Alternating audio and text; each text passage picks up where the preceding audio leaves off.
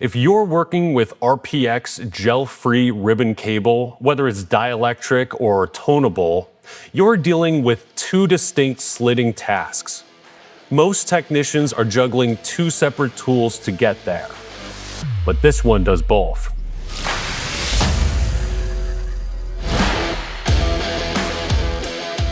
Hey, if you're a fiber tech or outside plant installer working with RPX ribbon cable and you need a cleaner, faster way to expose the internals, the CSP-RPXSM dual head cable slitting pliers from Jonard Tools is what you want to be looking at. First, the big thing here is the dual head design. Two precision engineered blade blocks, one tool. The first block, the CSP-RPXB, slits the polyurethane outer jacket to expose the internal ribbon fibers for midspan or end access. The second block, the CSP-RPXMB, handles the strength member and toner wire jacket, so you're set up for anchoring. Both jobs, one handle. Second, the blades are fixed. No adjustment, no guesswork.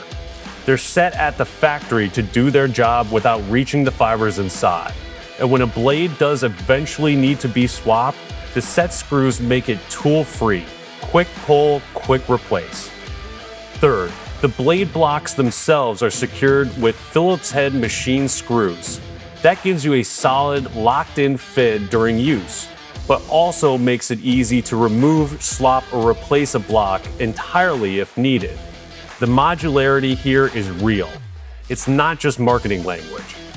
And finally, in the handle, you've got spring-loaded ergonomic grips that take the edge off extended use. And there's a built-in handle lock to keep the tool closed when it's in your bag or on your belt.